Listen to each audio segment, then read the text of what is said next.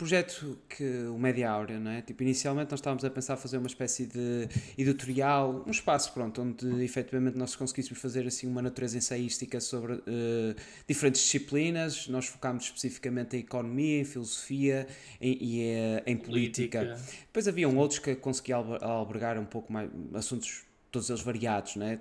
Nem que fosse psicologia, psicanálise, coisas assim, até relacionados com uma espécie de compreensões macro-históricas, sazonalidade civilizacional, este tipo de questões que nós, pronto, aquilo que eventualmente nós achássemos interessante e pertinente. Depois também, se tivermos a vontade de expandir para fazer uma natureza ensaística também em vídeo, portanto nós fazemos 2 registros, fazemos um vídeo integral que por uma questão estratégica na altura entendemos disponibilizar a versão integral no Patreon para tentar ser mais persuasivos nesse sentido, e depois uma natureza mais ensaística onde já é suscetível a alguma edição para acompanhar e tentar ilustrar os raciocínios que o convidado vai fazendo. O Abel estava a dizer naturalmente que isto é secundário, é evidente que nós temos as nossas funções profissionais e isso Claro. exige muito do nosso tempo, mas o projeto ficou um bocado inativo, por assim dizer, nos últimos Em tempos, stand-by, sim. porque nós também sentimos que já tínhamos, não necessariamente uma missão cumprida, mas nós já tínhamos tipo atacado aqui muitos dos ângulos que nós efetivamente queríamos explorar e depois tipo, eu pessoalmente, era isso que eu desafogava ao Abel, é que não queria sentir necessariamente repetitivo, portanto nós também estamos agora a ponderar uma possibilidade de fazer uma reinvenção, porque nós trabalhamos as partes, mas com o entendimento de um todo, e por isso é que todos estes ângulos nós queremos que efetivamente sejam complementares. E este que nos levou a considerar o Bernardo, naturalmente, e é por isso que até gostava de falar sobre a natureza temática do podcast e explorar a partir daí para tentar encadear muitos dos raciocínios que nós também já temos vindo a trabalhar sobre variados assuntos, inclusivamente esta espécie de arquitetura e design, de intelectualidade divina, teologia, um pouco metafísica, estética, ética, todos estes tipos de raciocínios que nós gostávamos de encaixar aí dentro dos que também o Bernardo já foi explorando no podcast.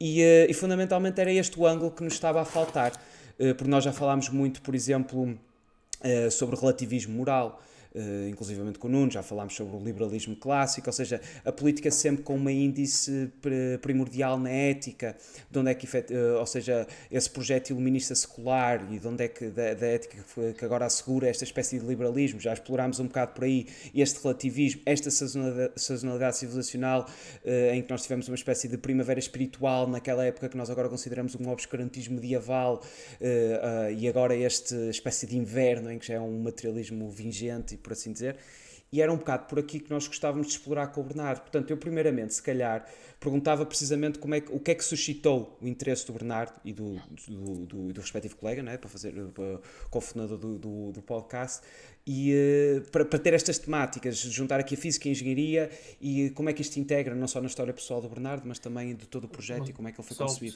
Só uma questão, desculpa. Gonçalo, estás a gravar o episódio? Já. Ok. Já está, já.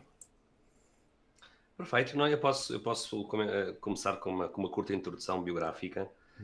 Eu acho que a minha juventude foi igual a de muitas outras pessoas que vão para estes cursos na área de engenharia. Eu, desde criança, sempre gostei muito de... tudo tinha a ver com ciência, com tecnologia. Talvez aí pelos 5, 6 anos ainda me lembro o primeiro livro que eu me lembro na minha memória era um livro sobre o sistema solar. Tinha um fascínio pelo espaço, tenho ainda fascínio pelo espaço. Tudo tinha a ver com exploração espacial. E depois, ao longo mais da adolescência, como começam a surgir os primeiros computadores pessoais. Na altura, ainda era muito caro, estamos a falar dos anos 80, era muito caro ter um computador pessoal, mas a certa altura o país foi inundado por umas caixinhas chamadas ZX Spectrum, que eram uns mini computadores pessoais que se usavam tudo para jogar jogos com leitores de cassetes, e foi para mim não só a entrada no mundo da informática, em volta de 87, 88 mais ou menos, mas também no mundo da programação. Lembro-me que através de alguns amigos e familiares comecei a descobrir o que era a linguagem da programação e comecei a interessar-me por tudo que tinha a ver com computadores, e por isso foi mais ou menos natural para mim seguir esse caminho da engenharia. Entrei para o Instituto Superior Técnico em 1995, mas lembro-me bastante bem, o ambiente que eu vivia em casa era um ambiente bastante eclético. Lembro-me bastante bem que fez parte da minha adolescência todo tipo de... não tanto participar em conversas de adultos, mas estar a ouvir conversas de adultos em casa ou em jantares em que os meus pais tinham amigos e era muito comum falar sobre todo tipo de temas, arte, literatura, história, por acaso, curiosamente, filosofia e metafísica não tanto, mas falava-se muito sobre aquilo que é, digamos, a cultura geral, né? Sobre música, sobre a história da arte. O meu pai era arquiteto, já morreu, e passou-me o gosto pelos livros, sempre cresci rodeado de livros. O irmão do meu pai é historiador e ensina história na universidade, e por isso eu sempre vivi rodeado por todo o lado de livros, ao ponto de os livros, não vou dizer quase que nos enterrarem vivos, mas que estar rodeado de livros, apesar do caos que isso às vezes traz, era algo que sempre que era visto como uma fonte de grande felicidade. E por isso é curioso, porque eu quando entro para a engenharia, essa parte do convívio livresco não é assim tão comum, ou seja, no fundo, o gosto pela tecnologia tornava-me igual aos meus colegas de curso em engenharia, mas essa componente mais humanista da história, da literatura, da arte, era algo que eu trazia de muito especial pela minha formação familiar. E nesta altura, em relação àquilo que hoje em dia é central, que é a minha fé cristã, eu na altura era um cristão nominal. Não tinha uma prática religiosa para além da missa dominical, à qual nós íamos levados pela minha mãe. Então, sim, com isso. Meu pai não impedia de tudo isso, mas não havia devoção na nossa família, não era algo, digamos, vivido intensamente como eu hoje em dia procuro, não é? Procuro, porque não posso dizer que o faça, mas procuro de forma mais convicta. Por isso, tive uma formação católica bastante mediana, digamos assim. Fiz o percurso normal de um jovem católico numa família católica, fiz a primeira comunhão, fiz o crisma, e a partir do crisma a coisa ficou por aí. Foi assim uma coisa bastante básica. Por isso, quando eu entro na universidade, a minha cultura católica era praticamente zero. Tinha muitas horas de missa, né? Se calhar um piloto de aviação comercial tem muitas horas de voo, não é? Eu tinha muitas horas de missa, mas quer dizer, eram horas em que eu recordo-me de passá-las a olhar para os tetos, não é? E para a arte era aquilo que me fascinava mais. Mas quer dizer, não havia uma compreensão real do que eu estava lá a fazer, era algo que eu fazia por inércia. E quando eu chego ao técnico, deparo-me com uma situação que hoje em dia é bastante diferente. Mas na altura, em 95, o ambiente era muito secularizado. Hoje em dia, por exemplo, existe um núcleo de estudantes católicos do técnico. Na altura isso não existia. Ainda era mais do que agora?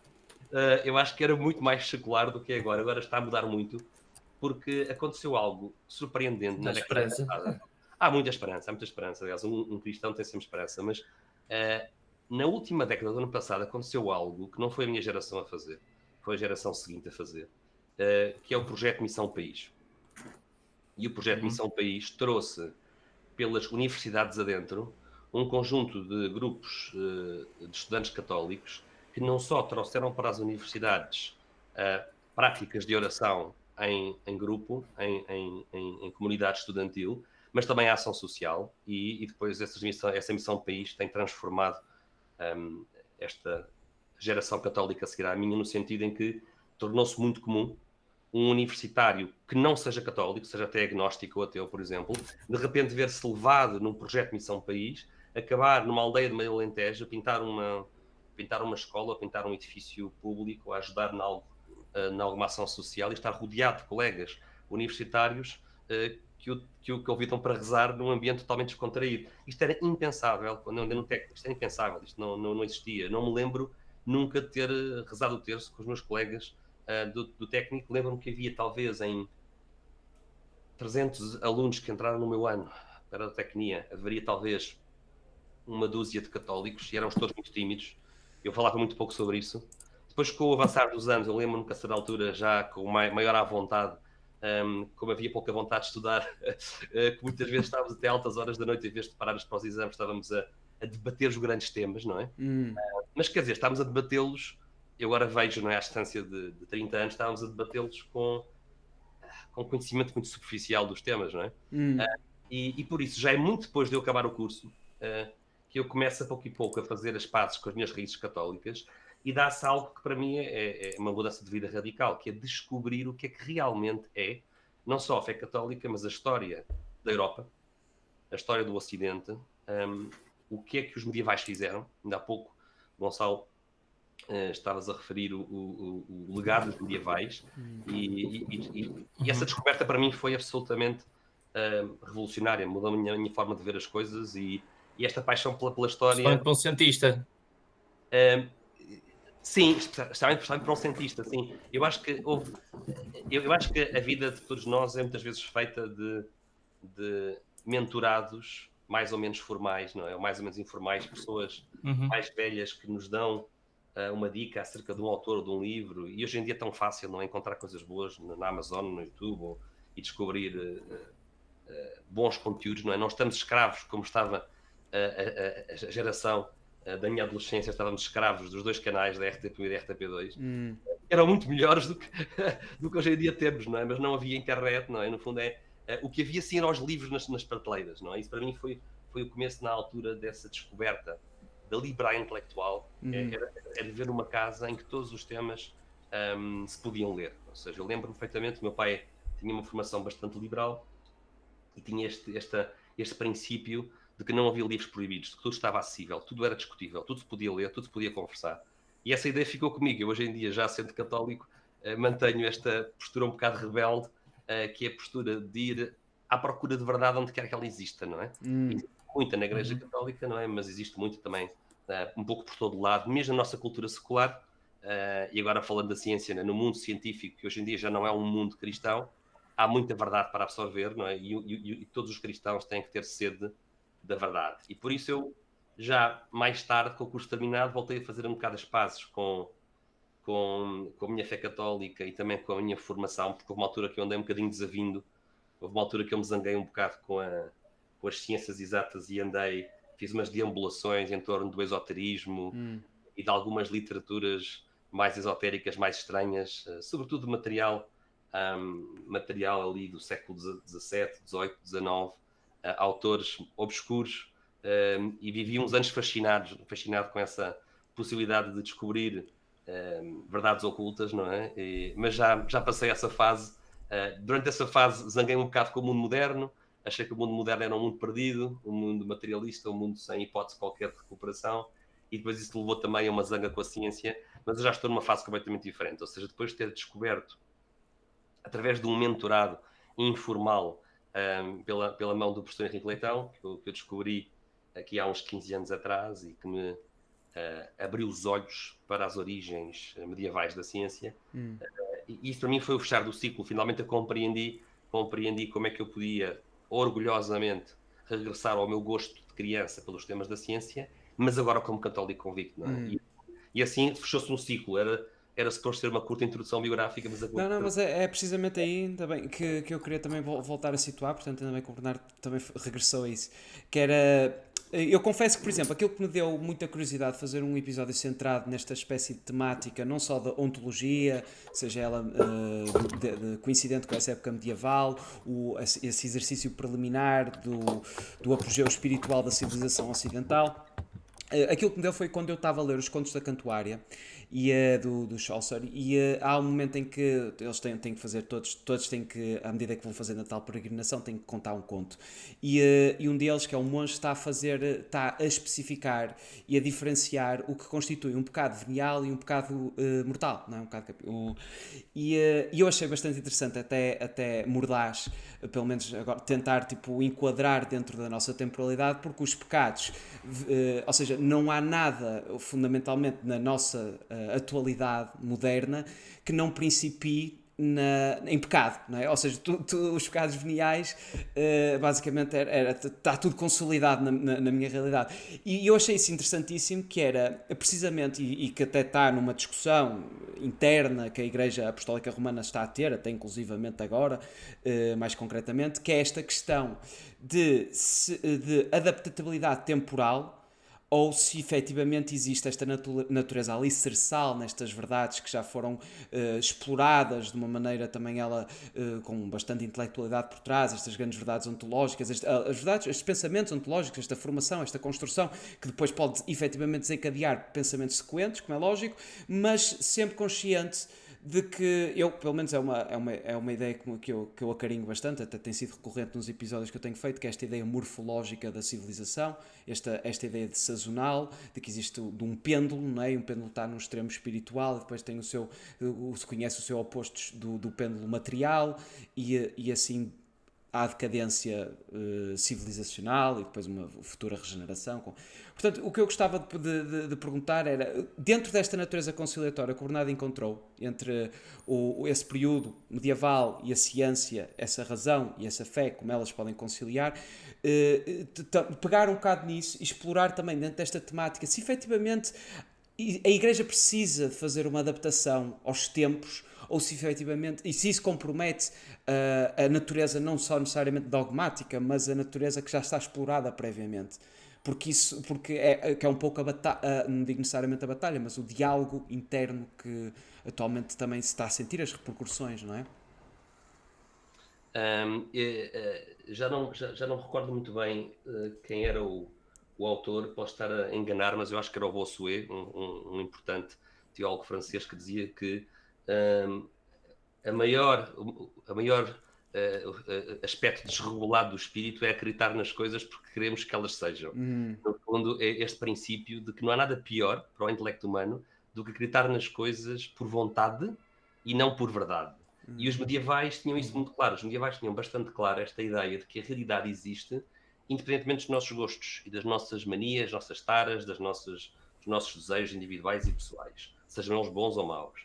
E a raiz do pensamento científico medieval, até se poderia depois recuar mais atrás ao pensamento grego e até ao pensamento judaico em alguns aspectos, mas o apogeu, é verdade, é atingido na Idade Média do ponto de vista de sofisticação dos conceitos. E nesse apogeu há uma convicção que vai dar origem à ciência um pouco mais tarde, que existe uma realidade fora da mente humana.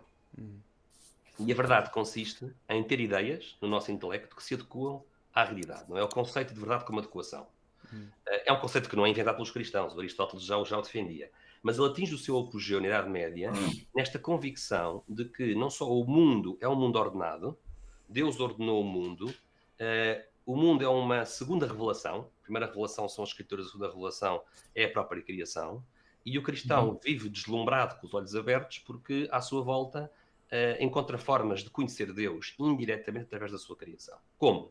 Descobrindo as coisas naturais, descobrindo como é que as coisas funcionam. E o que é interessante é que no medieval as verdades naturais são abordadas da mesma forma que as verdades morais. Por isso, e que as verdades doutrinais ou dogmáticas. Ou seja, neste conceito de que a minha vontade, do que é que eu gostava que fosse verdadeiro, não interessa para nada, porque o que interessa é perceber como é que as coisas são. Perceber, por exemplo, se um ato é pecaminoso ou não. E perceber qual é o seu grau. Se é um pecado venial, se é um pecado mortal. E por isso, o mesmo medieval que nos dá as ferramentas filosóficas para descobrir o mundo e criar a ciência moderna, é o mesmo medieval que nos deixa este legado de que o ser humano tem uma natureza. Não todos temos muitas suas vontades, como diz o Camões, mas o ser humano é o ser humano, não é? Geneticamente, biologicamente, psicologicamente, é o mesmo bicho, não é? É a mesma criatura, com as mesmas características estranhas de ter uma parte animal e uma parte intelectual. Não é? Nós estamos aqui meio entre a terra e o céu, não é? Nós não somos anjos, mas também não somos cães, não é? Nem elefantes. Nós estamos mais ou menos a meio entre o animal irracional e o anjo, não é? E partilhamos estes dois aspectos que estão em tensão muitas vezes. Estão em tensão porquê? Não porque Deus queira. Deus não nos criou com nenhuma tensão entre o nosso intelecto e o nosso corpo. Adão e Eva não tinham essa tensão. A tensão vem da desobediência, vem do pecado, vem da queda. E, portanto, nós estamos nesta tensão que depois levou ao longo da história, não é? Para o tal pêndulo em que às vezes há pessoas que veem o ser humano muito mais na parte animal do que na parte espiritual. Outros, às vezes, no outro extremo, ignoram a parte do corpo e consideram que nós somos almas presas, não é? Como os gnósticos medievais, almas presas, não é? E que o corpo é uma prisão, não é? Que é um outro extremo. Curiosamente, com o movimento transgénero, está a regressar esta ideia gnóstica medieval, não é? De que é possível, por exemplo, ter uma alma de mulher num corpo de homem e vice-versa, não é? Este é o regresso da gnose, em que o meu corpo já não interessa, não é? Os meus genes, os meus cromossomas serem XX ou XY já não interessa para nada. O que interessa é o que eu sinto cá dentro, não é? Isto é pura gnose, não é? É um extremo em que concebemos-nos como um puro espírito, não é? O transgénero é uma ideologia que concebe o ser humano como um puro espírito, em que a sua vontade é o que interessa, não é? O corpo É já o co-definidor. Exatamente. Mas isto tudo para dizer o quê? Para dizer que chegados ao século XXI, o que nós devíamos fazer, parece a mim bastante óbvio, mas isto não era óbvio quando eu era mais novo, foi-se tornando óbvio, parece-me bastante óbvio que nós devíamos agarrar-nos ao que é novo e bom, nomeadamente às descobertas científicas que são incontestáveis, aproveitámo-las para ajudar o ser humano, não é? Para tornar o mundo melhor, mas não perder de vista aquelas verdades que os medievais já sabiam, porque eu acho que é um bocado tolo na nossa civilização da mecânica quântica e do telemóvel, não é? E da internet e dos foguetões espaciais. É um bocado tolo que nós tenhamos chegado tão longe em termos de tecnologia e de conhecimento do mundo natural para depois nos esquecermos das verdades intemporais acerca do ser humano, nomeadamente a verdade de que o ser humano tem livre-arbítrio, de que é moralmente responsável, de que os seus atos podem ser objetivamente errados ou não é? De que há uma moral objetiva, que a moral não é subjetiva, não é? Por isso eu regressaria a este bom senso medieval que diz que as verdades científicas, as verdades filosóficas, as verdades morais têm a ver com a realidade, não são determinadas pelo pêndulo político, nem pelo gosto de como eu gostava que as coisas fossem, não é? E acho que é um bocadinho por aí que nós devíamos olhar para as coisas. A Igreja Católica está a ser muito tentada em se mundanizar e em alterar essas verdades perenes. Se o fizer, será o suicídio. Eu acho que isso não vai acontecer. Digamos, algumas pessoas na Igreja estão a fazer isso, sem dúvida nenhuma, não é? E algumas em cargos muito elevados, mas eu acho que é preciso manter a calma, porque o ser humano, mesmo dentro da Igreja, não é? A história da Igreja não é provavelmente impecável, em 2000 anos, não é? E por isso não é novo. Nós temos na Igreja pessoas que tentam mundanizar verdades que são perenes, não é? Acho que é preciso manter a calma, voltar a ler as coisas como elas sempre foram, não é? E eu sou muito tradicionalista dessa perspectiva, ou seja, do ponto de vista das verdades de sempre, doutrinais, morais, filosóficas, eu sou tradicionalista, eu preservo e vou legar aos meus filhos aquilo que eu recebi. Do ponto de vista do que é novo, eu sou um entusiasta de tudo o que é ciência, tecnologia, tudo o que há de bom, não é? A medicina no século XXI, o conhecimento científico, a qualidade de vida que nós hoje em dia temos e que devemos, de forma generosa, não é? Garantir que mais pessoas na Terra têm acesso a ela. Mas, Bernardo, não, mas esta dicotomia, naturalmente, que se efetivamente se revelasse e se afigurasse conciliável, seria ótimo, seria perfeito, até diria, mas não aquece um bocado a natureza faustiana da espécie do próprio pacto que nós fizemos com o que se está vindo a desenvolver? Ou seja, não será... o Spengler tinha esta perspectiva mesmo de considerar a civilização ocidental como uma civilização faustiana, precisamente pela obsessão pelo espaço e também pelo tempo, tentar conquistar isso, ou seja, a natureza de aquecer este contrato com Mefistófeles. Portanto, assim, isto é uma pequena ilustração, mas eu de antes ainda era capaz de memorizar números de telemóvel, seguramente que o Bernardo memorizava os números quando os tinhas que contactar nas gerações. Agora já não precisa, não é? Portanto, nós podemos continuar aqui a este nível de alienação crescente que efetivamente está a aumentar. Portanto, é evidente que, e o próprio facto de se vilipendiar essas verdades do passado, até de considerar que efetivamente as pessoas do passado não sabiam tanto como nós, esta prepotência até da arrogância, não digo necessariamente intelectual, porque soberba, falta ali sim. muito, mas soberba, sem dúvida.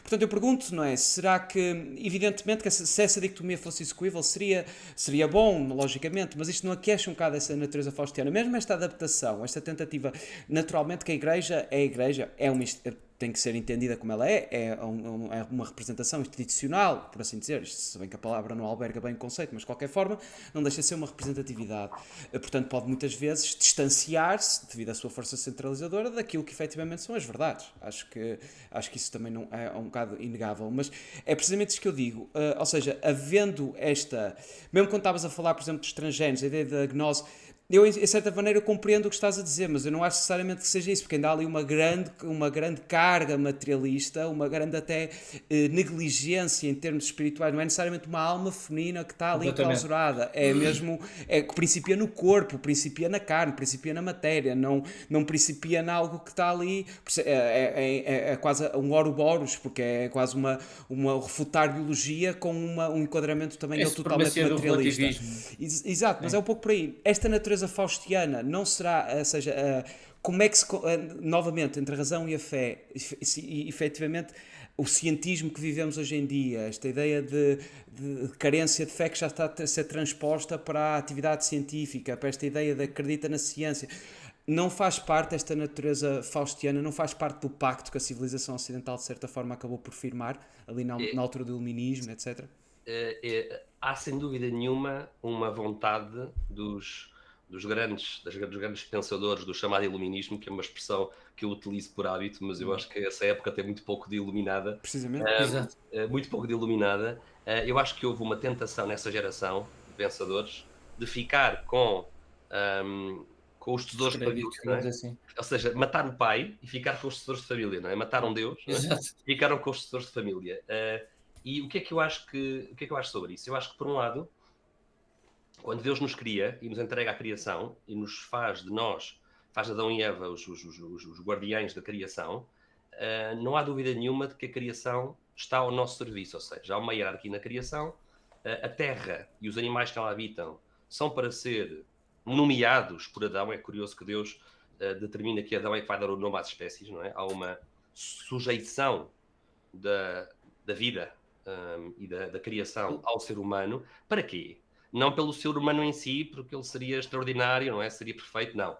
Numa lógica em que o objetivo do ser humano é ser uma criatura que é feita para viver com Deus, à imagem e semelhança de Deus, para amar a Deus, para viver com Deus, para ser uma versão em miniatura com as suas limitações daquilo que Deus é, do ponto de vista de liberdade para fazer o bem e para procurar a verdade, não é?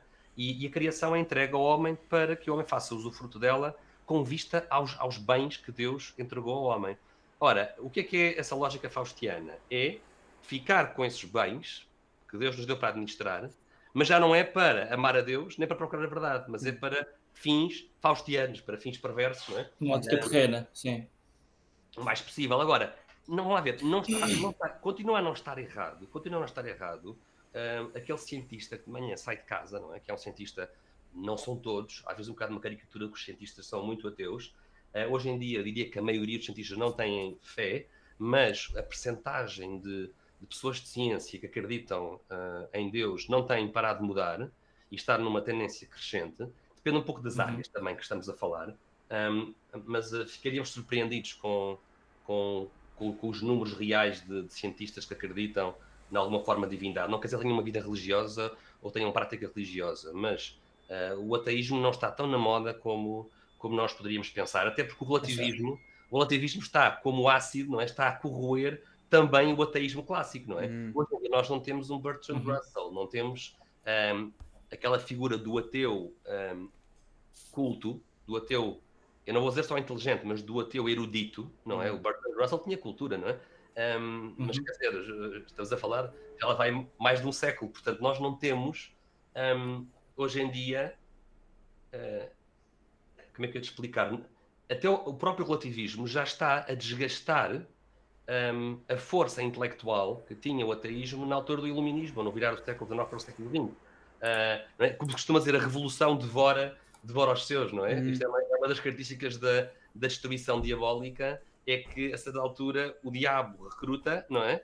Quando o diabo já não precisa mais daqueles idiotas úteis que o ajudaram a fazer a revolução, o diabo desfaz-se deles, quer dizer, não é? O diabo não tem lealdade para com os seus idiotas úteis, não é? Que o ajudam a fazer a revolução faustiana. Agora, nós não podemos perder de vista que Deus não para de chamar as pessoas e eu encaro que a vocação científica, quando é feita em honestidade, e há muitos cientistas hoje em dia por aí que trabalham de forma honesta, é uma forma de vocação espiritual, ou seja, procurar compreender a criação, procurar chegar à verdade matemática. Uma forma de contemplação É uma forma da de criação. E não é de estranhar quando nós encontramos, por exemplo, histórias comoventes, como a história do Alan Sandage. O Alan Sandage foi um astrónomo norte-americano que trabalhou com o Edwin Hubble a fazer os cálculos de expansão do universo. E o Alan Sandage, depois de décadas de laboratório e de vida académica, sendo uma pessoa de convicções ateias e agnósticas, quando se vai dando conta, e nós falamos um pouco sobre isso no nosso episódio sobre o ajuste fino, sobre o fine-tuning no nosso podcast Café Ciência e Fé, que existe um momento na viragem do Alan Sandage, da vida dele, em que ele se interroga: como é que o cosmos pode estar tão incrivelmente afinado? Não é? Como é que isto é possível? Isto não pode ser obra do acaso.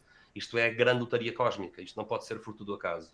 E ele passa uma fase da sua vida, ele até conta isto num artigo que se encontra na internet, num artigo que ele depois escreve acerca destas histórias, que ali no começo da década de 80, 81, 82, 83, por aí, ele andava com o seu carro a estacionar o carro no espaço de estacionamento de igrejas protestantes nos Estados Unidos, à procura de perceber se os paroquianos que iam a essas igrejas protestantes, se eram pessoas que lhe pareciam intelectualmente sofisticadas ou não. Ele andou um bocado à procura onde é que eu deveria ir, porque ele estava a sentir-se chamado por Deus. Eu não queria ir para um sítio, e ele escreve sobre isto, eu não queria ir para um sítio em que as pessoas acreditavam que Deus existia, mas desprezassem as verdades de ciência, porque este homem tinha, quando ele faz este caminho de vida, tinha 50 anos de trabalho de cientista, não é? E, portanto, ele viu demasiado para mandar a ciência borda fora, ele descobriu demasiadas verdades, não é? E talvez com os olhos de criança, maravilhado com o cosmos, não é, que Deus criou, ele já não conseguia tornar-se cristão e mandar a ciência para trás, mas já não conseguia fazer isso, não é? E então ele foi procurando e batendo a várias portas e descobriu que era possível ser cristão e ser cientificamente sofisticado. E há um dia, acho que foi em 86, 87, que ele, numa conferência científica, pela primeira vez, afirma-se perante os colegas, como se isto sai do armário, não é? Afirma-se como cristão.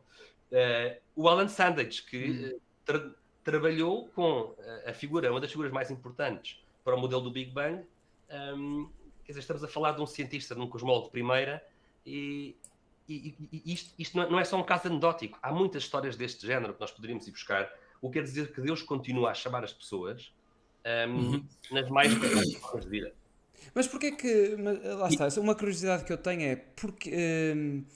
É como aquela pergunta quando fazem ao Carl Jung, que é se acredita em Deus, e ele diz: eu não preciso de acreditar, eu sei, não é? Tipo, porque é que. E essa evidência, efetivamente, pode-se. É um bocado fulminante como o absurdismo de Camus, não é? Pode atacar a qualquer momento e depois existe uma convocatória, não dá para desprezá-la, temos que a perseguir. Mas digo, porquê é que é tão consensual esta ideia de que estamos a falar de uma dualidade não conciliável? A ideia da ciência e da religião, ou pelo menos a ciência e da fé. Porquê é que... Lá está, eu tenho as minhas teorias, naturalmente, sobre porque é que se criou esta ideia de cisão, mas e eu aqui pergunto, em termos em provocação, para o Bernardo também tentar conciliar, porque lá está aquela ideia, é iluminismo. Porque é que a palavra está... Porque o iluminismo, porquê? Porque lá está, teve que se caracterizar o momento antecedente como o obscurantismo, como se nós tivéssemos saído da idade das trevas para a luz, não é? Ou seja, se isto não é mais uma natureza propagandeada na altura, da forma quase revisionista e retrospectiva histórica que nos foi providenciada agora, por esta vontade de nos assenhorarmos da natureza, de nos assenhorarmos do Éden, já não ter que nomear as coisas, agarrá-las e possuí-las. Portanto, eu pergunto mesmo, tipo, porquê é que isto se pensa sempre que ou és da ciência ou és da... Porque, quer dizer, acho que as duas não serão perfeitamente compatíveis. Eu acho que há talvez dois momentos, se quisermos tentar mais ou menos simplificar a história das ideias, há dois momentos. Eu acho que a geração iluminista teve aquela tentação de pensar assim: bom, dado que nós já temos esta forma racional de ver o mundo, para que é que eu preciso da hipótese de Deus, não é? Uma maneira um bocado laplaciana de ver as coisas, não é?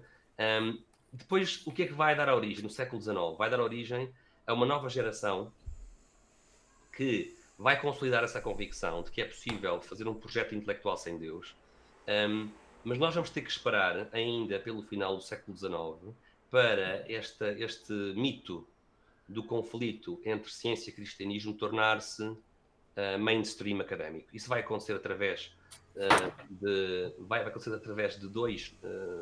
dois professores académicos norte-americanos que vão escrever uma série de livros e uma série de libelos e de artigos de imprensa para tentar vincar essa ideia de que há um conflito entre cristianismo e ciência, e talvez isso explique porque é que no virar para o século XX estes conceitos se tornam absolutamente abundantes e depois vão chegar à nossa civilização, como acontece sempre, não é? Com um século de atraso, ou seja, quando nós hoje em dia ligamos a televisão, não é? E vemos um documentário, por exemplo, acerca da ciência e da religião, ou um documentário acerca das cruzadas, ou o que quer que seja, num desses canais Discovery ou História, não sei o quê, nós estamos a ver material que está obsoleto por mais de 100 anos. Ou seja, aquilo que os académicos pensavam no virar do século XIX, hoje em dia é usado em documentários.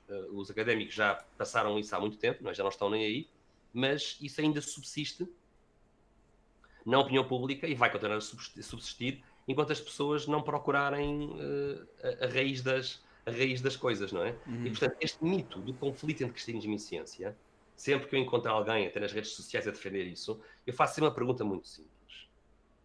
Peço sempre que me deem uma citação de um historiador de ciência vivo, que dê aulas numa universidade reputada, não é?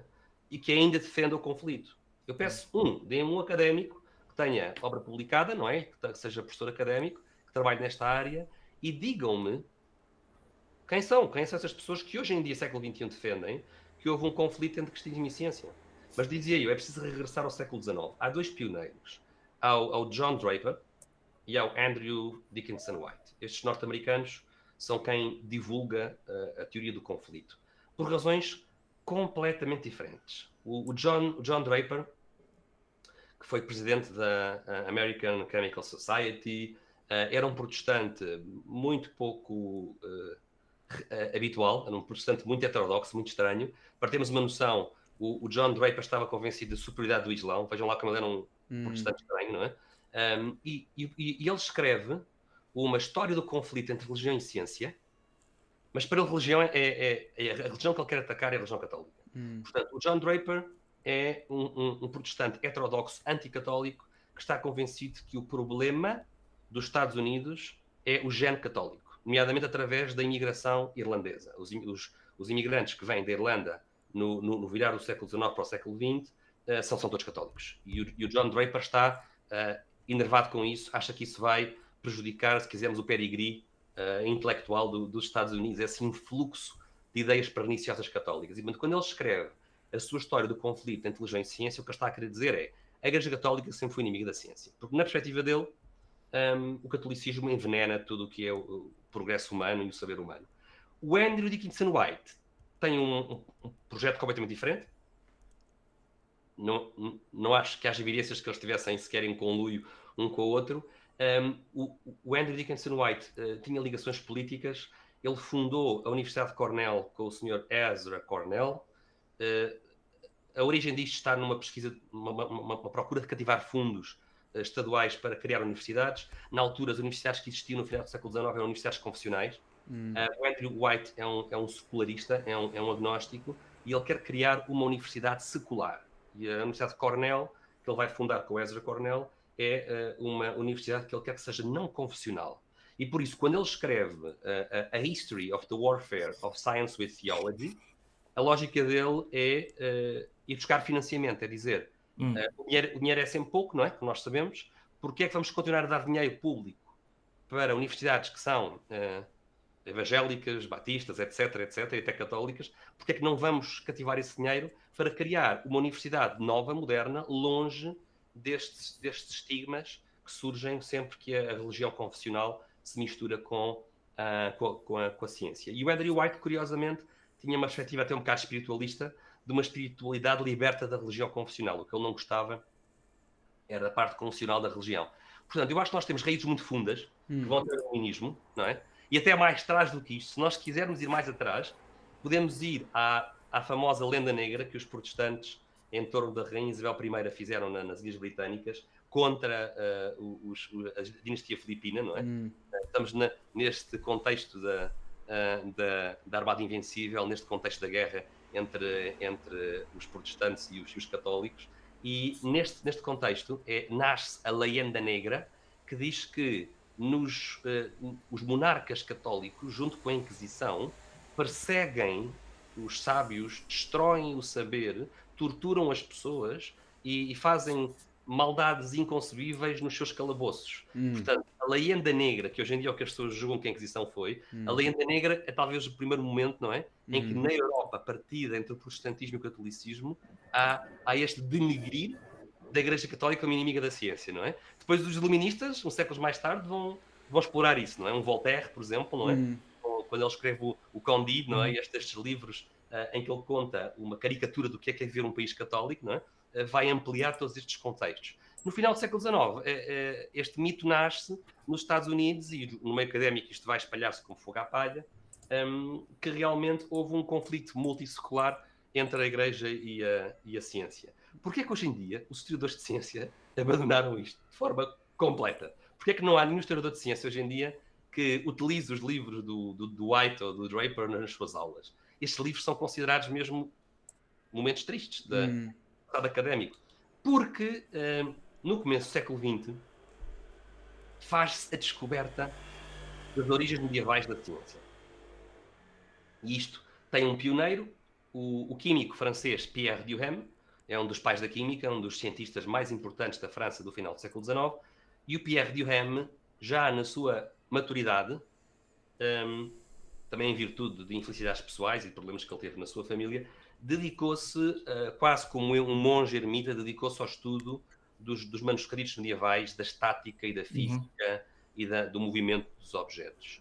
E então o que sai disso é um trabalho, acho que são 12 volumes, chamado Le Système du Monde, a obra-prima do Pierre Duhem, Le Système du Monde, em que ele desenterra as origens medievais da ciência. E isto vai mudar o mundo académico, porque depois o Pierre Duhem vai influenciar as gerações de historiadores da ciência até aos dias de hoje. Claro que já superámos o Pierre Duhem, já a história da ciência já consegue criticar algumas coisas do Pierre Duhem, obviamente, não é? Mas ele foi o pioneiro e ele abriu para os historiadores da ciência este livro medieval, estava fechado há séculos e que nem os iluministas se calhar conheciam. Essa aqui é a parte divertida, não é? Porque está tudo enterrado em manuscritos, não é? Enterrado em mosteiros e em bibliotecas nacionais, e estava tudo cheio de pó, ninguém traduzia do latim para outras línguas, não é? Pois, lá está. É a história do conflito, ou seja, o mundo académico descobre, na década de 20 e década de 30, graças ao Pierre Duhem, descobrem isto, porque em vida do Pierre Duhem, a obra dele não foi publicada, foi a filha do Pierre Duhem que publicou a sua obra, e portanto houve aqui uma decalagem de cerca de 20, 30 anos até isto chegar ao mundo académico, mas chegou em pleno, e já não há como esconder, não é, o rabo do gato, porque a ciência realmente tem a sua origem na Idade Média. Mas lá está, Bernardo, só fazer uma ressalva que daqui a 15 minutos a chamada se calhar vai abaixo, portanto repetimos o convite, está bem? Portanto, se eu for abaixo... Eu pus até às 6h30, acho eu. Pois, mas acho que a chamada, por ser grátis, tem um limite. Eu recebi essa mensagem, vocês não receberam essa notificação. Não vi. Pronto, mas de qualquer forma, aquilo que eu queria perguntar era, aliás, não é perguntar, é ir à boleia desse raciocínio, que era trazer um bocado de Nietzsche à conversa, não é? A ideia desta linearidade, por assim dizer. Boa ideia, porque eu ia falar nele. Pois, exato, tipo, porque está-nos a levar para aí, não é? Que jogos sagrados é que se vai inventar agora?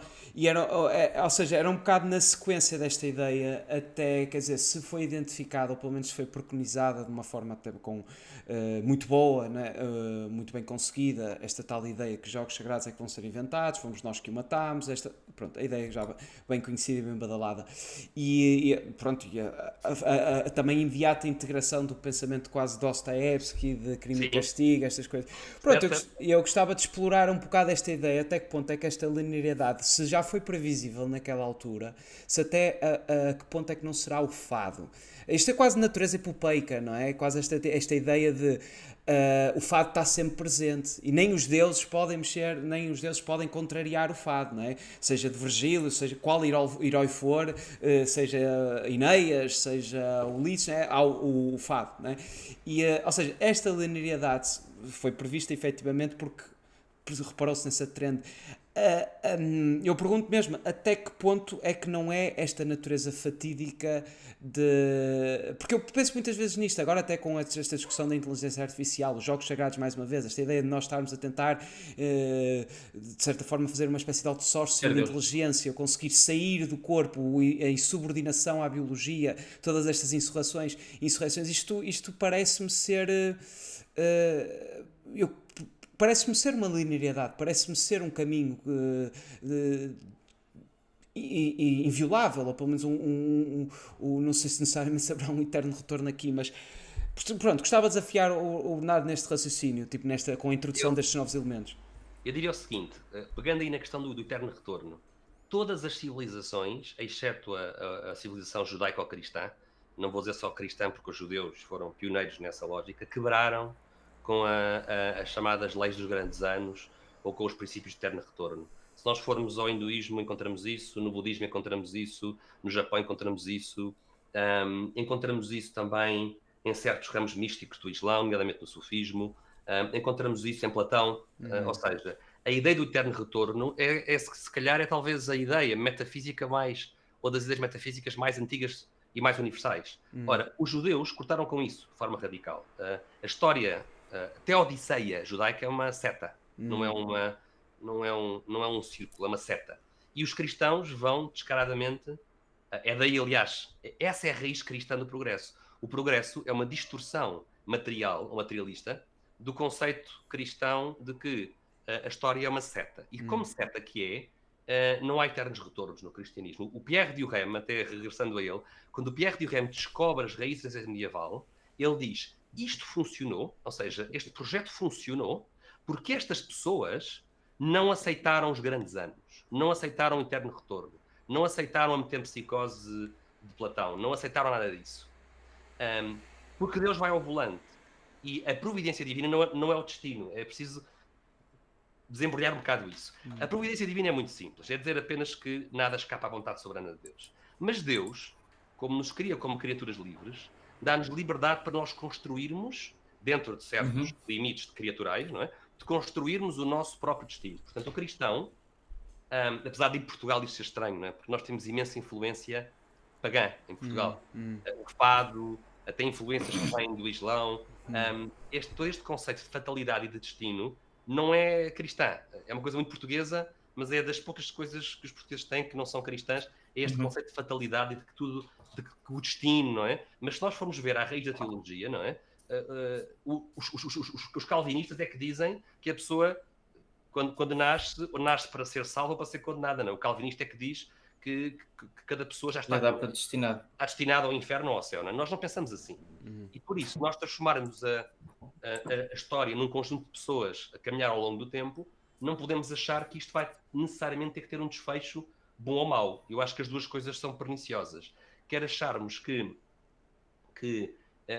a fatalidade é a nossa desgraça, quer acharmos que a fatalidade é o progresso. Eu também sou muito crítico daqueles que acham que só pelo tempo estar a passar, não é? Que as coisas vão ficar melhor. Isso é uma tolice. E há falávamos nisso, não é? Há um progresso tecnológico estrondoso e fantástico e inegável, mas esse progresso tecnológico, por exemplo, veio acompanhado de um retrocesso filosófico, metafísico, moral e até artístico, que é inegável, não é? Olhamos para as artes, não é? E é inegável que hoje em dia a arte já não é a arte do belo, é a arte do feio, é a arte do eu, não é? O que interessa hoje em dia na arte é a minha vontade, não é? Outra vez um bocadinho a história faustiana, que o que interessa hoje em dia no artista é ser autêntico. Mas autêntico a quê? Não é? Autêntico a uma profundidade faustiana, diabólica, de pensamentos negros e não à beleza, não é? Ou seja, a arte já não é o já não tem uma vertical de transcendência, não é? E de descoberta do divino, e é uma horizontal e de... O que interessa é eu escavacar aqui dentro de mim próprio. Expressividade, sim. E trazer coisas que choquem o outro, não é? Que me tornem a mim único como artista, não é? Há este aspecto egoísta, quase até narcisista, mas sem a parte da beleza, não é? O que interessa para mim como artista contemporâneo é ser diferente dos outros, é chocar, é trazer novidade para fazer carreira, para ser falado, não é? Isto é a antítese da arte, até em Aristóteles e em Platão, não é? Isto é a antítese da arte em toda a nossa civilização, isto é a destruição da arte. Nietzsche, nós há bocadinho tive quase para referir o Nietzsche. O Nietzsche, eu também diria o seguinte, eu não acho que haja em Nietzsche um sistema filosófico para se descobrir ou para se aprender. Eu acho que onde há verdades filosóficas e metafísicas para aprender, na minha opinião, é na escolástica aristotélico-otomista. Eu acho que essa é a tradição filosófica que hoje em dia nos faz falta e onde se encontram verdades perenes acerca da realidade e acerca de verdades filosóficas. Portanto, eu não acho que haja muita coisa. O que eu vou dizer é um bocado uma heresia, mas para hoje em dia, para os filósofos que são filósofos de profissão, eu sou filósofo de amador, de leitura, mas eu nunca aprendi grande coisa com os filósofos modernos, sinceramente, nem com os Descartes, nem com os Kants, e com autores como Nietzsche, com uma escrita muito confusa, ainda menos. Mas Nietzsche, não tendo um sistema para nos ensinar, nem conceitos que eu acho que sejam úteis para compreender a realidade que nos rodeia, há um aspecto em que ele é muito útil. e tem lições muito interessantes para nos dar. E esse aspecto é o aspecto da moral. O Nietzsche foi extraordinariamente lúcido e honesto intelectualmente ao ver, antes de todos, as nuvens negras no horizonte iluminista. Porque ele conseguiu ver, antes de toda a gente, que esta coisa de matar o pai, Deus, e ficar com a herança, não é? Não era tudo uma maravilha, porque para lá do bem e do mal há uma realidade assustadora, não é? E o Nietzsche, de forma muito honesta, profetizou isso e mostra-se preocupado com o que é que será uma sociedade sem moral objetiva, não é? Para lá do bem e do mal. E depois o Dostoiévski, que é excelente, por acaso, Gonçalo, essa ligação dos dois, porque o Dostoiévski mais tarde vai, de uma forma brilhante, nos seus romances, que são romances super filosóficos, romances com uma verdade, com muitas verdades sobre o ser humano, não é? Vai precisamente mostrar essa ilusão completamente infantil e superficial de que eu, homem moderno e iluminado, não é? Posso fazer o meu caminho e a vida vai-me ser fácil, não é? Não é verdade, não é? Ou seja, nós vamos ver, quer nos Irmãos Karamazov, quer no Crime e Castigo, vamos ver duas figuras muito, muito perturbadas, não é? Elas são muito parecidas, não é? A personagem principal do Crime e Castigo, Raskolnikov e o Ivan, eles são muito parecidos no sentido em que eles têm esta ilusão da juventude iluminada, não é? Deus já não é preciso, nós estamos no mundo moderno, não é? Nós temos tecnologia, nós compreendemos tudo, ultrapassamos a superstição e vão descobrir pela vida que são pessoas horríveis, ou seja, que o pecado original também está lá, como está em todos nós, não é? E vão descobrir da pior maneira possível como esse sonho é um sonho, é uma quimera. Sim, leva à segunda própria. Sim. É uma quimera. Portanto, no fundo, é como se... deixa-me contar a Bem, só um parênteses. Vocês também estão com interrupções no áudio ou sou só eu? Não, eu estou bem. Perfeitamente. Então pronto, continuem. Eu acho que a certa altura, tal como aquela pessoa que nega a lei da gravidade, se saltar da janela vai partir uma perna, aquela pessoa que nega as verdades morais perenes vai ter uma vida muito miserável. Perfeito, que era também um raciocínio que eu queria integrar aqui, porque é precisamente esta natureza, que era trazer um bocado de Jung também para esta conversa, porque ele falava sobre esta ideia da integração da sombra, a ideia de o mal é muito real. Isto até contraria de certa forma a ideia de Santo Agostinho, que dizia que o mal é simplesmente a ausência de bem. Aqui ele dá esta ideia de que o mal é efetivamente real e não pode ser negligenciado. Eu acho que elas são harmonizáveis, por acaso eu acho que elas são harmonizáveis. Pronto, é precisamente esta, eu também ia chegar a essa ideia, portanto até podemos já partir para aí, porque é precisamente, ou seja, da mesma maneira que uma pessoa rejeita a ideia de gravidade, por exemplo, e a consequência é inevitável, não é? Esta ideia de nós desconsiderarmos a sombra e não fazermos essa integração, a ideia que fica bem parafraseada na frase do Jung que diz que uma árvore só cresce até ao céu se as raízes forem até ao inferno. Esta ideia esta ideia de dualidade da sombra e o mal ser real, ou seja, como Cristo é tão a ideia de Cristo em termos arquetípicos também é tão perfeito que a ideia da anticristã, a ideia do seu contrário, é uma distorção dessa benevolência e, ou seja, a dívida, de certa forma, faustiana, ou pelo menos existencial, que encaminha a sociedade no seu todo, mas com a civilização ocidental na ponta da esfera, por assim dizer, porque tem esta ideia de neste momento somos órfãos, a ideia de fazermos a reprodução dessa tentarmos agora preencher, né, fazer esses jogos sagrados para substituir essa ideia do pai ou seja, utilizar a herança. Portanto, a não integração da sombra, a rejeição desta ideia, a rejeição destas leis, são consequentes, precisamente da mesma maneira que eu cairia se me atirasse de uma janela. Portanto, fundamentalmente aquilo que eu estou a fazer será que isto aqui, se nós olharmos devidamente, não conseguimos apurar aqui um diagnóstico dessa consequência, dessas violações gerais, por assim dizer. E é aí nesse sentido em que eu convido aqui alguma espécie de ceticismo também, no ponto de vista deste desenvolvimento também tecnológico, nesta tentativa de efetivamente emular, de ser criador, que é a nossa vontade é de ser criador, a nossa vontade é transhumana, é transgénera, é subversão, seja ela biológica, através de criação. Será que não é a consequência, ou seja, não será essa sombra não integrada e reprimida que está o subconsciente a sobrepor-se a este pensamento consciencializado? É verdade que para nós, não é, criaturas finitas, não é, a sombra ou a falta de luz é-nos útil no sentido em que damos valor à luz, não é? Quando é precisamente este aspecto humano da tristeza, do mal, do desespero, que por outro lado também nos ajudam a valorizar o seu oposto, não é? Isto para dizer que realmente em termos metafísicos o mal é a ausência de bem, o mal não tem uma raiz ontológica, não é? O mal é o bem que não é feito, não é? E isso é uma verdade metafísica, não é? Mas nós, como criaturas humanas e imperfeitas, vivemos rodeados de mal que nós fazemos e que nós sofremos, não é? E por outro lado, a novidade do cristianismo, que já tem raiz no judaísmo, é que na base da realidade não estão dois princípios, como pensavam os iranianos, ou como pensavam os adeptos do Ahura Mazda, de outras religiões do Médio Oriente. Não há dois princípios, um bom e um mau. Isso é o dualismo, não é? Isso não é verdade. A verdade é que Deus é soberano, Deus é o fundamento último da realidade.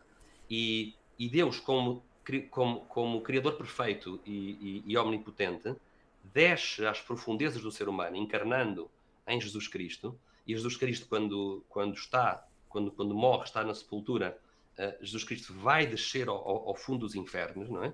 Precisamente para mostrar: eu sou o Senhor de tudo o que existe, até das profundezas dos infernos. A visão cristã é o oposto. Só há um único princípio, que é Deus. E as criaturas são capazes de mal, sem dúvida nenhuma, mas Deus transforma o mal em bem. O essencial do que eu estava a querer dizer é que a própria experiência humana de Deus feito homem, não é? Em Jesus Cristo, mostra-nos como lidar com esta travessia do deserto, que é a existência humana, que é a vida humana.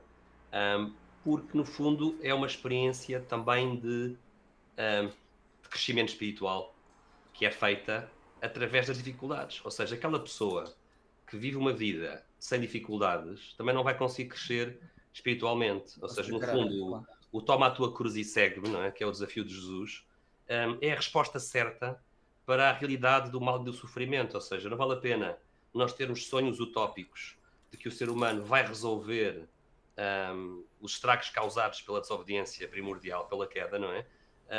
Porque a resolução foi dada por Jesus, não é? E a solução para sair dos problemas causados pela desobediência e pela queda é pegar na cruz e seguir Jesus Cristo. Não há outra...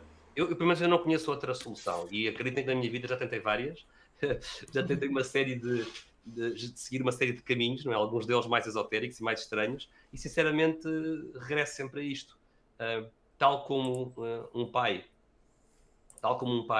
vai deixar os seus filhos sofrerem pequenas contrariedades para vê-los a crescerem, para ultrapassarem e para se superarem, para saberem que são capazes de se superar, Deus também é assim connosco, não é? Deus também não nos quer dar uma vidinha fácil, por assim dizer, porque a vidinha fácil, como ensinam os grandes místicos, a vidinha fácil e confortável leva à morte da alma, não? Leva à apatia, leva ao comodismo, leva ao consumismo. Que é o que nós estamos a passar agora. O mais possível. Tem a ver no civilizacional. Eu acho que há aqui eu queria voltar um bocadinho aqui, Gonçalo, uma coisa que estavas a dizer em relação ao materialismo e ao fascínio pela ciência. Eu acho que nesta altura já estamos um bocadinho para lá disso. Ou seja, já noto à nossa volta que, enquanto que há 30 anos atrás, 20 anos atrás, havia um claro fascínio pelas grandes estrelas da ciência, não é? Nós tínhamos, na minha geração, grandes ídolos, como o Carl Sagan, por exemplo, não é? Ou o Cousteau, para quem gostava das áreas da biologia, não é? Mas, na verdade, eu acho que já passámos um bocado esse ponto, porque hoje em dia, na nossa civilização pós-moderna, que já não é a civilização apenas relativística e ateia do final dos anos 90, nós já estamos numa fase pós-moderna, ou seja, agora a ciência, para muitos, torna-se um empecilho. Então nós temos um bocadinho, hoje em dia, se calhar duas correntes, ambas tóxicas, se quisermos dizer. Uma corrente pós-moderna, que se manifesta em alguns movimentos transgénero, em que a biologia já não interessa para nada, não é? E, as verdades atrapalham, não é? A verdade acerca de que o ser humano A verdade é relativa, sim. é relativa e... Eu Não até é acho objetiva. sim, eu concordo. Não é Eu acho que é esquizofrénico a Esquizofrénico. ideia, sem dúvida. Por isso é que eu disse o Ouroboros, que era tipo aquela cobra que come a sua própria Como cauda, a sua porque própria... É verdade. que é sim. material, mas ao mesmo tempo rejeita a Exatamente, ciência, exatamente. etc. Eu acho que a lógica do pós-moderno é um bocadinho assim. É um ciclo vicioso em que o verdadeiro é o falso é o verdadeiro. Já tudo o que interessa é o eu, mas de uma forma completamente incoerente, não é? Porque é um eu em que o corpo e a alma já estão partidos, não é? Em dois bocados. E a minha vontade é soberana e o corpo e a ciência são um empecilho para mim, não é? E esta é uma corrente pós-moderna, é uma corrente tóxica em relação à ciência, muito tóxica, que nega verdades científicas e nega aspectos de ciência que são mais do que estabelecidos, mas a outra corrente continua. A corrente inaugurada há 100 ou 200 anos atrás, esta corrente de que a ciência e a tecnologia são a nova religião. Um bem em si mesmo, sim. Esta corrente não morreu. Pois não. Não. Morreu. E agora, o desafio, numa visão cristã da realidade, não é? É dizer assim, vamos lá ver, senhores, vamos lá aqui ver se a gente se percebe. A ciência que chegou até nós é extraordinária. Pode ser usada para o bem ou para o mal, como tudo que existe, não é? A bomba atómica, não é? Foi a maior catástrofe moral do século XX, não é? Nós podemos dizer o que nós quisermos, mas o uso da bomba atómica foi uma catástrofe moral colossal e cometida pelos aliados, ainda por cima. Um crime incompreensível. Usam a atómica várias vezes, não só uma vez, mas várias vezes. Mas aquela tecnologia, a fissão do átomo de urânio, é uma fonte de energia gigante e importantíssima, não é? Pouco usada hoje em dia, devia ser mais usada, na minha opinião, mas não entraremos agora por aí. Mas a tecnologia pode ser para o bem ou para o mal. Claro. Acho que nós devíamos olhar para aquilo que a ciência nos legou e, como cristãos, perceber. Primeiro, ter o sangue frio de dizer: a ciência é filha do cristianismo. A ciência é filha da civilização ocidental cristã. A ciência é o legado Para essa noção da forma de pensar medieval. Portanto, nós não vamos deixar, nós cristãos não podemos deixar esse fruto bom ser roubado pelo adversário. Pronto, não. mas é precisamente isso. Ou seja, Sim, eu quando digo... Deixa... Sim, desforça, Abel, desculpa. Não, era isso. Estava aqui agora a recuperar a ideia da noção de que a procura de verdade e da inteligibilidade do universo foi isso que levou os grandes teólogos, filósofos, essa noção de descoberta da verdade e do mundo num ato contemplativo e, no fundo, que ao descobrir a criação, estávamos a descobrir algo sobre o Criador. Isso Era um ato redentor e de contemplação e quase religioso e que, no fundo, os cientistas hoje em dia que procuram a melhoria do ser humano, do universo e tudo mais, quer percebam, quer não, estão num ato religioso de contemplação, se é para essa finalidade. O mal é quando... Está perfeita, Abel. Essa definição está perfeita. Tu acabaste de escrever a visão do teólogo medieval e continua a ser o eixo da maneira de ver o mundo por parte do cientista. E eu lembrei-me agora de falar da bomba atómica, precisamente porque o Oppenheimer tinha a ser agora o filme dele se tornou ainda mais mainstream e voltou a... Agora só não se fala de outra coisa, mas lembrei-me, eu até estava a escrever um ensaio para a Media Aura, porque ele tinha assim uns interesses pelas religiões orientais e tudo mais. Mas a explorar este ensaio, a tentar torná-lo mais apelativo, descobri um artigo dele interessantíssimo. Pronto, nós sabemos que quando esse fascínio que ele tinha pelas religiões orientais, ele até há aquela citação icónica que ele faz do texto religioso hindu, do Bhagavad Gita, que diz I am the death, destroyer of worlds. E pronto, aquela cena está genial quando ele está a fazer o discurso de vitória, em que se confronta com a ciência que foi usada numa ótica como um bem em si mesmo e que levou àquela destruição daquela gente toda. Mas descobri um artigo que ele escreveu numa revista intitulado Science and Culture, e ele na altura explica exatamente o que é que foi a verdadeira revolução científica. Ele no fundo diz que foi uma ideia de progresso que tinha mais a ver com a noção da condição humana e da melhoria da condição humana, e que isto está claramente expresso na dicotomia cristã de trabalho e fé. Era medievalmente, ora et labora, era o moto do cristianismo nessa altura, e essa noção de melhoria da condição humana de noção de sentido, de que tinham uma responsabilidade perante o mundo, que foi o precursor da verdadeira revolução científica, que é uma coisa completamente desconhecida. Eu achei interessantíssimo, um tipo que tinha um fascínio pelas religiões orientais, reconhecer, e depois ali vemos que isto foi fortificado entre o século XIII e o século XV, esta redescoberta. Depois uma pessoa começa a aprofundar um bocado a noção de história, de filosofia das ciências e tudo mais, e depois começas a perceber porque é que grande parte dos pioneiros da Revolução Científica eram todos cristãos, porque tinham esta noção assente, não é? Da ciência como um meio para a melhoria da condição humana e descoberta da criação. E quando se larga essa perspectiva É o caos, física cristã, as coisas não correm bem. E o como que acontece vimos. com Oppenheimer, com o seu fascínio com o hinduísmo, é parecido com o que aconteceu com o Niels Bohr, um dos pais da mecânica quântica, o Niels Bohr, e o seu fascínio pelo orientalismo também, pelo hinduísmo, e pela metafísica hindu. É muito exótico encontrarmos estas luminárias da ciência moderna, grandes cientistas, de tal forma aliados e ignorantes das suas raízes Arrogantes, sim. medievais, na sua arrogância de procurarem acharem que de repente descobrem uma via espiritual fora de tudo o que existe. Às vezes pode haver aqui o gosto de ser diferente dos outros, mas é o cúmulo da ironia que eles não encontraram aqui na Europa as raízes do seu trabalho científico e tiveram que ir a uma outra civilização. Depois fazem yoga e então... Exatamente.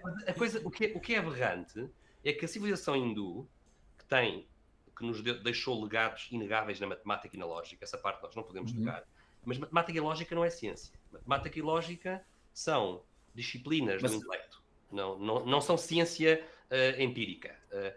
O hinduísmo... Mas, de certa forma, a matemática pode-se dizer que é... Agora estou a tentar encaixar um bocado com a noção de logos, da palavra como meio de ordenação durante o caos. A matemática como um discurso face à realidade do universo. Esta ótica de que a matemática seria, no fundo, uma forma de linguagem descoberta do mundo. Sem dúvida. E há quem diga até hoje em dia que a matemática, se a matemática contém verdades para ser descobertas, a pergunta que se deve fazer é: onde é que estão essas verdades, não é? Estão no mundo platónico das ideias? Estão na mente de Deus, que é o que eu acho que é a resposta certa, ou uma outra resposta qualquer? Sem dúvida que a matemática não é inventada. A matemática é uma atividade intelectual de descoberta de um território mental. E a pergunta que se faz logo ao materialista é: senhor materialista, qual é o território mental que está a ser descoberto se tudo o que existe é matéria, não é? Este é um problema clássico, grave da matemática. Mas o que eu queria dizer é que dizer que nós temos dívida para com os hindus em relação à matemática e à lógica, que eu acho que temos, não nos deve levar a dizer que temos uma dívida para com a civilização hindu em termos da ciência natural, porque são coisas completamente diferentes. Porque porquê que o hinduísmo, e mesmo na China, o Joseph Needham, que é o grande historiador da ciência na China, porquê que estas culturas orientais não desenvolveram uma cultura científica? Não foram além da matemática e da lógica? Porquê? E a pergunta está mais do que sabida e tem sido comentada há mais de 100 anos pelos estudadores da ciência, que vão à teologia buscar as respostas. E é muito simples. Quando a cultura à nossa volta é cíclica, é de eterno retorno, é do destino, é inevitável, e não vale a pena sequer dedicar os poucos anos de vida a estudar os céus, porque não vamos encontrar nada nos céus que não seja já repetição, não é? Não há um ambiente teológico saudável para se fazer ciência. Enquanto que no Ocidente cristão era o oposto. Era o exato oposto, como tu estavas a escrever há bocadinho, Abel. O medieval tinha a visão do mundo positiva e de descoberta que era quase espiritual, não é? Era uma forma de ver a criação completamente oposta do hindu. Portanto, é uma ironia encontrar o Niels Bohr e o Oppenheimer, não é? Inspirarem-se numa civilização que não nos ajudou de todo a construir a nossa ciência, enquanto que eles, de alguma forma, como um font terrible, não é? Se zangam com os seus avózinhos cristãos. Quer dizer, é quase uma coisa esquizofrénica de ter uma relação conflituosa com os seus antepassados, não é? Se calhar um psicólogo poderia explicar melhor isso. Mas às vezes, Bernardo, é uma maneira de depois regressar. Tipo, sim, também é verdade. Não é? Tipo, quando se descobre... Porque isso surge muito na carência espiritual, na carência de fé, ainda para mais agora presente, este divórcio com o transcendente, todos nós temos e manifestamos de alguma maneira ou outra, não é? Mas a mim aconteceu-me isso. Pois, Gonçalo, a mim aconteceu-me isso. vai-se lá e depois regressa-se, porque uma pessoa depois percebe, porra, estava aqui a negligenciar isto, tive que ir lá fora, não é? Tipo, isso acontece. Depois de leituras estranhíssimas de esoteristas do século XIX e do Exato. século XX, quando eu descobri que aquelas pessoas não tinham nada a ver com a forma medieval de ver a realidade e, portanto, que não iam explicar o meu gosto pelas ciências e a verdade que as ciências trazem, eu faço as pazes com as minhas raízes medievais cristãs. E eu acho que é isso que tem que se fazer urgentemente para o bem de todos nós, porque, só para dar um exemplo, no caso do Niels Bohr, o Niels Bohr é, com mérito, um dos grandes pais da mecânica quântica, mas o problema é que a mecânica quântica está num caos conceptual nos seus fundamentos metafísicos, em grande parte por responsabilidade do Niels Bohr, que era um fulano confusíssimo do ponto de vista filosófico. Confusíssimo, quem sabe, pelas leituras que ele fazia, tentando juntar o azeite com a água, juntar o Bhagavad Gita e o Advaita Vedanta hindu com a mecânica quântica. A coisa não poderia correr bem, porque são duas formas diferentes de ver o mundo. É como tentar casar o azeite com a água. Exato, mas desculpa, não sei se estou a interromper o teu raciocínio. Não, mas é isso que eu queria dizer. Aqui, por causa desse fascínio orientalista, a mecânica quântica hoje em dia está em caos filosófico e o Niels Bohr influenciou gerações de alunos e de alunos, não é? A pensar a mecânica quântica de uma forma super confusa. Pois, precisamente. Esta ideia de que à escala quântica não há realidade objetiva para ser observada, que é preciso um observador para alterar a realidade. Isto é uma ideia completamente filosofalmente questionável, não é? É uma ideia completamente absurda. Mas as pessoas estão convencidas que mecânica quântica implica negar que existe realidade ontológica à escala quântica. Pois. Ou negar o princípio da causalidade.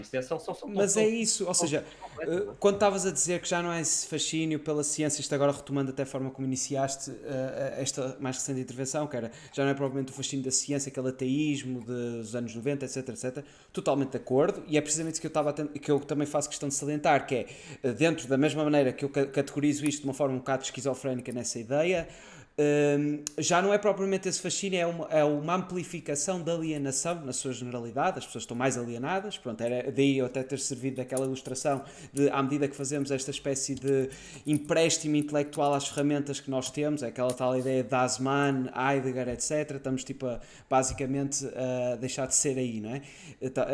As ferramentas estão a fazer uma inversão de instrumentalização, eles é que nos instrumentalizam a nós, tendo isto categorizado, ou seja, mas ao mesmo tempo não deixa de ser inegável que também se está a desenvolver toda uma nova aparelhagem de inteligência artificial, uma aparelhagem algorítmica, que é fundamentalmente utilitarista na sua base, na sua essência, na sua realidade, porque nós estamos, devido a esta esquizofrenia, nós já não somos deontológicos, nós já não temos telos, nós já não temos tipo essa tal ideia. O Niels Bohr também já não a teve quando faz a quântica, isto ficou tudo, ou seja, e o mundo, o universo é um closed system ou um open system, e a ideia de entropia, isto dava uma conversa, então esta é a conversa que eu agora eventualmente quero ter 4 horas para conversar sobre isto, tipo, com um painel aberto, mas é fundamentalmente, tipo, nós estamos a fazer estamos a desenvolver uma tecnologia. A natureza algorítmica da realidade já pôs isto tudo a arder, não é? Tipo, a ideia de prender as pessoas nos seus ecossistemas ideológicos e incapazes de sair e depois serem alimentados e continuarem ali, sem poder sair dessa caverna, não é, de Platão, alegoricamente falando, já está a ter implicações muito sérias no nosso diálogo, mas também na nossa natureza moral. E se nós agora, no desenvolvimento desta inteligência artificial que se avizinha, já com o ChatGPT, já com todas estas ideias a desenvolver, se nós não temos esta framework, se nem existe diálogo para esta framework, é só experimentar falar com a inteligência artificial e perceber que a natureza utilitarista será predominante. A ideia de maximizar e minimizar será a forma como eles vão analisar. É nova ética. Exatamente. É pragmática, utilitarista, consequencialista. O que interessa é as consequências, o que interessa é a utilidade das coisas. E precisamente.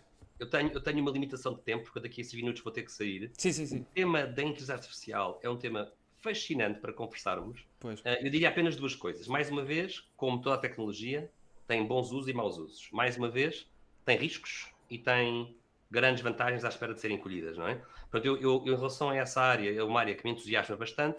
A minha formação na altura no técnico em controle e robótica deu-me os meus primeiros contactos com esse tipo de algoritmos de otimização e de processamento de imagem, processamento de dados e e modelação de dados, o que me permite compreender melhor de onde é que tudo isto vem. Eu diria duas coisas. Diria, por um lado, que não podemos travar a investigação nessa área pelo bom que isso trará para a espécie humana. Eu sou otimista desse ponto de vista. Por outro lado, também sou pessimista quando sei que há pessoas que vão usar isso para o mal. Não é? E esta é a tensão da vida humana. Ou seja, eu não posso dizer, não posso fazer agora aqui uma sentença moral, dizer assim, vamos todos parar de trabalhar em inteligência artificial porque há pessoas más que vão usar isso para o mal. Esse raciocínio não dá, porque também há pessoas boas que vão usar isso para o bem. Portanto, eu acho que nós não devemos lançar um anátema a estas novas áreas tecnológicas. Eu gostaria por dizer isso. Portanto, considero-me um realista em relação à inteligência artificial. Vejo as coisas muito boas que ela vai trazer, mas também, ao mesmo tempo, vejo as coisas más que certamente outras pessoas farão com ela e já estão a fazer com ela. Diria isso. Claro. Portanto, aquela ambiguidade moral, uma ferramenta, um martelo, pode ser usado para construir uma casa ou para matar alguém. Não é? Quer dizer, isso é um problema que não é de agora. A segunda observação é esta. A inteligência artificial não é inteligência. Nós todos usamos essa expressão por hábito, e eu também a utilizo, mas é uma palavra ambígua. Quando eu uso a palavra inteligência para um ser humano e eu uso para uma máquina, eu estou a usar a palavra inteligência em dois sentidos diferentes. Há ambiguidade aí. As máquinas não são inteligentes e convém recuperar aqui um bocado de bom senso e perceber que um computador não é muito mais, em termos da sua construção material, que silício, que é areia, não é? Cobre, ouro, outros metais, eletricidade. Ou seja, um computador é uma máquina de calcular um bocado mais... É um ábaco um bocado mais sofisticado. Portanto, nós convém que filosoficamente não percamos de vista que o ChatGPT, que nos engana muito bem, não é? Nos engana muito bem fingindo inteligência, não é? Tal como um papagaio, quando repete a palavra que ouviu, finge inteligência, não é? O papagaio não sabe o que está a dizer. O papagaio, quando repete os sons que ouviu em casa, o papagaio não está a abstrair as palavras, não conhece os conceitos, não tem a gramática, não tem a semântica. O papagaio está a repetir ondas sonoras. Ora, convém não perder de vista que em filosofia, o ChatGPT, treinado com milhões de terabytes de informação, não exagero, com vários terabytes de informação, o ChatGPT não mais é do que um papagaio a uma escala muito grande. Exatamente. Tem uma inteligência. A inteligência que lá está é a humana. Uma ferramenta, sim. A inteligência que lá está dentro, as respostas que ele nos dá, são respostas que vêm do ser humano, de vários seres humanos, ao longo de décadas, a responder a estes problemas online, e o algoritmo consegue, nessa mole de inteligência humana, trazer-nos respostas. Mas não são dele. As respostas são do coletivo humano. O que eu acho que nos dá uma ilusão de inteligência é que os algoritmos, trabalhando com base num coletivo de inteligência humana, dão a ilusão de que é aquela máquina, aquele algoritmo que é inteligente. Mas não, senhores. Inteligentes são os engenheiros que fizeram o ChatGPT e são todos os seres humanos que contribuíram para os dados usados para treinar o ChatGPT. Porque os dados usados para treinar o ChatGPT é que são inteligência humana, são instâncias de inteligência humana. Sim, mas o que eu estou a dizer aqui, sem dúvida, se bem que pronto, ainda podíamos atalhar muito para ainda estamos numa natureza preliminar do desenvolvimento, etc, mas o que eu que também estava a querer salientar com isto é, por exemplo, da mesma maneira que na fase prévia do pensamento democrático, da implementação nos Estados Unidos, que se fez a declaração, a Constituição, não é? Aquele pensamento de pós-Revolução Francesa, que se fez a Bill of Rights, etc, se neste momento, tendo em conta que essa framework utilitarista, a ausência do pensamento deontológico, essas ideias todas, se também já não se justifica haver assim um movimento de tentar intelectualizar esta base onde irá principiar essa tecnologia? Justifica sempre. Movimentos intelectuais procurem trazer ao de cima as verdades de sempre, procurem trazer ao de cima a importância da ética, a importância central do ser humano, o bem da vida humana, a importância de preservar a vida humana e de proteger aqueles que não se conseguem proteger, sobretudo, e em primeiro lugar, não é? O mais possível, Gonçalo. Eu acho que tudo deve ser feito com base numa moldura ética, numa verdade ética. Porque se eu fizer ciência sem uma moldura ética verdadeira, se a minha moldura ética for utilitária, consequencialista, o que eu vou fazer vai ser inevitavelmente mal. Vai ser mal. Não por culpa da tecnologia, mas por culpa do meu sistema ético e da minha vontade humana não educada. Não é em algo concreto. Se nós formos ver bem, um cientista que não tem uma verdade ética como bússola é uma bomba ambulante, porque tem muito poder na sua mão, não é? Para influenciar a opinião pública e para que a tecnologia, literalmente pode se transformar numa bomba, como nós vimos na Segunda Guerra Mundial, não é? Quando um cérebro muito inteligente, não é? Não tem uma boa bússola moral. Não tem sabedoria. Pode ser muito, não tem sabedoria. Isto pode ser muitíssimo perigoso. Pois, Vou ter que sair, claro. mas tenho todo o gosto em continuar. Gostei muito Obrigadíssimo. Não, uma maneira Acho de que terminar. sim, acho que sim. Estamos aqui pano para mangas. Completamente, mas Sem foi um dúvida. prazer. Eu gosto muito deste tipo de conversas em que juntamos todos os temas, porque eu tenho, claro, modestamente, devemos ter todos a noção de que não conseguimos ter pensamentos sintéticos Claro. sempre, não é? Porque é extremamente complicado ter pensamentos sintéticos. Mas a mim gosta-me muito tentar fazer zoom out, como se costuma dizer, não é? E perceber qual é o aspecto geral das coisas, não é? Naturalmente, quem nos está a ouvir pode achar, mas eles estão a misturar tudo, não estão a ir ao detalhe. Sim, mas esse é o objetivo também. estamos aqui os três a fazer, não é? É discutir ao nível... Não, são as melhores conversas, estas que fluem naturalmente. concordo. Por isso é que os mídias estão arruinados. Exatamente. Mas acho que sim, acho que estamos numa maré em que as pessoas gostam de ir a ouvir estas conversas e espero que quem nos está a ouvir tenha gostado. E muito obrigado pelo vosso convite. Obrigado, Obrigado, Bernardo. Falaremos em breve também, se qualquer tiver dia. oportunidade. Tchau, Qualquer dia, um tchau. abraço. Até já.